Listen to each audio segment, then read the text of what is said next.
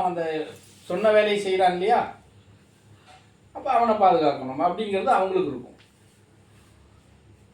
அந்த நம்பிக்கை தான் ரொம்ப முக்கியம். சிவசித்தாந்தம் சித்தர்கள் வழிபாட்டில் நம்ம பயணம் பண்ணுறோம், கணக்கு மட்டியாரை வச்சு நம்ம பயணம் பண்ணுறோம்னா கூட நம்பிக்கைன்னு ஒன்று இருக்குல்ல, அந்த நம்பிக்கையை ஆழமாக வச்சுக்கிறணும். அந்த நம்பிக்கையை ஒருபோது நம்ம குறையே பற்றக்கூடாது. இப்போ சிவனை எனக்கு நல்லாவே நேசிக்க தெரியும். நான் என்னைக்காவது சிவனை சொல்லியிருக்கேன்? சிவன் என்னை காப்பாற்றுவார் நான் என்னைக்காவது சொல்லியிருக்கேன்? இல்லை, ஒரு நாள் கூட சொல்லியிருக்க மாட்டேன். என் குரு தான் என்னை காப்பாற்றுவாருங்க. என் குருக்கு அப்புறம் தான் மற்ற சிவன் எல்லாம், சக்தி எல்லாம், அதெல்லாம். இவங்களுக்கு இப்படித்தான், இவங்க இவ்வளோதான் சாப்பிடுவாங்க, இவங்களுக்கு இவ்வளோ பலம் இருக்குது, இவ்வளோ இது இருக்குன்னு எல்லாம் காட்டி கொடுத்துதாரு. குரு தானே.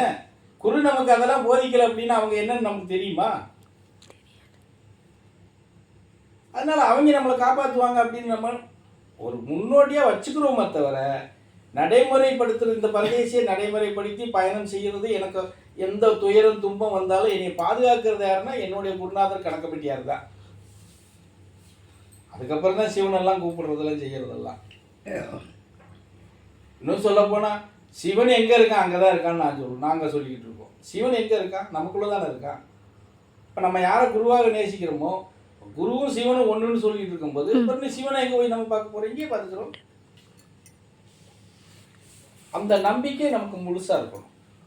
அதை விட்டுட்டு அதெல்லாம் கிடையாதுடா சிவனைத்தான் நம்ம கும்பிடணும்னா இப்போ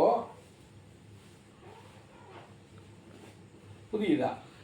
அப்படித்தான் நம்ம போய்கிட்டு இருக்கணுமே தவிர, அப்படி தான் போகிறோம். இந்த பிரதேசியை பொறுத்தவரை அப்படித்தான் நான் கொண்டுட்டு போகிறேன், அப்படித்தான் எல்லாத்துக்கும் கொண்டுட்டு போக முயற்சி பண்ணுறேன். சரியா? உங்களுக்குள்ளே இருக்கிற ஆன்மாவை நீங்கள் துரிதப்படுத்திக்கங்க. ஆன்மாவுக்கு மிஞ்சின பயணம் எதுவுமே இல்லைன்னு சொல்கிறது காரணம் தான். ஆன்மாவை நீ துரிதப்படுத்தி ஆன்மாவை உனக்குள்ளே பலப்படுத்தி நீ பயணம் பண்ணிட்டா, அது எப்படி சொல்கிறது, ஆன்மாவுக்கு சம்மந்தப்பட்டவங்க உன்னை வழிநடத்த ஆரம்பிச்சிருவாங்க. அப்புறம் என்ன பயம் இருக்குது? புரியுதான்னு சொல்கிறது? அதை நீங்கள் எவ்வளோ கோலை பிடிச்சி போகணுமோ போங்க அப்படின்னா நீங்கள் ஆன்மாவா அப்படின்னா என்ன சாமி அப்படிங்க?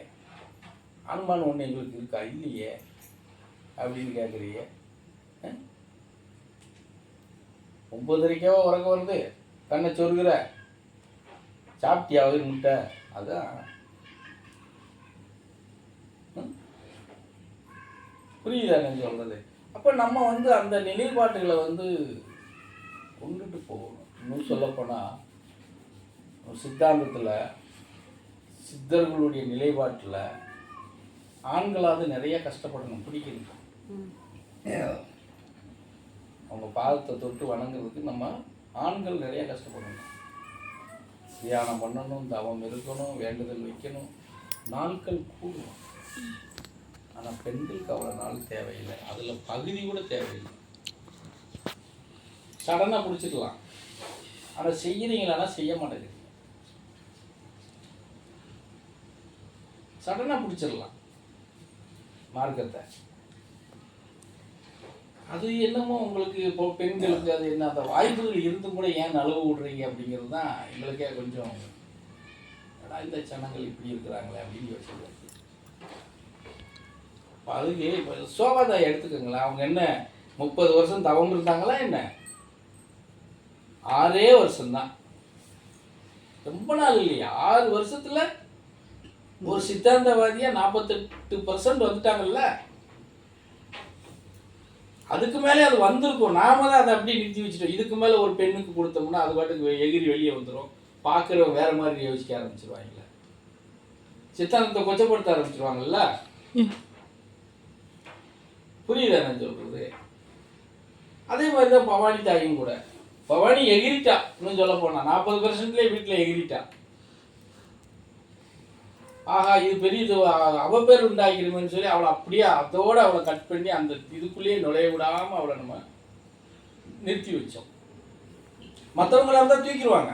ரைட் வரண்டா கூட நமக்கு என்ன போச்சும்பாங்க. சாமியே ஒரு நேரம் அப்படி தான் சோபாவுக்கெல்லாம் போட்டி போட்டாரு. நீ என்ன சொன்ன வேலையை செய்யாமல் என்ன பண்ணிகிட்டு இருக்கிற, நீ விட்டு நான் ட்ரெங்கு வண்டியில் வச்சு ஏற்றிட்டு போகிறேன் அப்படின்னு சொன்னார். நீ எங்கே ஏற்றிட்டு போ பார்க்குறேன் அப்படின்னு சண்டைக்கு நின்றேன். நீ வாட்டுக்கு ஏற்றிட்டு போயிடுவேன். பேர் இங்கே சித்தாந்தம் கெட்ட பேர் ஆயிரம். இந்த ஆள் வந்தாண்டா எங்கள் அம்மாவை வந்து தீர்த்து கூட்டிகிட்டு போயிட்டாங்க நல்ல வரும்.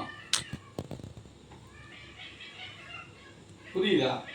அதுக்கு நான் விட மாட்டேன் அப்படிங்கிறதுல தான் நான் இருந்தேன். அது விடுங்க, அதுக்காக என்னத்தவாத கூட்டிகிட்டு கிடக்கும். அப்படி நான் என்னுடைய பொறுத்தளவில் அந்த மாதிரிலாம் கிடையாது. மற்றவங்கெல்லாம் அப்படித்தான், எதை பற்றியும் கவலைப்பட மாட்டாங்க. நல்ல ஆன்மா கிடைச்சுன்னா தூக்குடா, தூக்கி கொண்டு போய் விட்றா போட்டோம் அப்படின்ட்டுருவாங்க. குடும்பமாவது குட்டியாவது பிள்ளையாது அது அது அவங்கள நம்பியா பிறந்து வந்துச்சு போ அப்படின்னு போயிடுவாங்க. ஆனால் இந்த பரதேசி அப்படி கிடையாது. சித்தாந்தத்துக்கே அப்படி ஒரு அவப்பேர் வரக்கூடாது அப்படின்னு நினைக்கிறேன் நான். அதை எந்த வடிவத்தில் பயணம் பண்ணி கொண்டு போகணுமோ அந்த நாட்கள் தேவைப்படும். பண்ணிட்டு போகுது, உடனே உள்ள வந்தவங்க என்ன அந்த மாதிரி சார்ஜிட போறாங்க? அவங்களுக்கு அப்படி ஒரு பாக்கியம் இருந்தால் வந்துட போறாங்க. இல்லைன்னா கொஞ்ச நாள் தடுமாறி வர போறாங்க. பயம் வந்துடும் இல்லையா? பயம் வந்துடும். நிறைய பேர் இருக்கிற மாதிரி எல்லாம் முடிஞ்சு நடக்க மாட்டாமல் இருக்கும்போது உத்தராட்சி கொட்டையை போட்டு தர்றாங்க. அது சாத்தியமே இல்லாத விஷயம். நடக்கிறதுக்கே சத்து இல்லாத உத்தராட்சி கொட்டையை போட்டுட்டு சிவசிவான்னு போனாப்புல நமக்கு வந்து இறங்கிற போதான் என்ன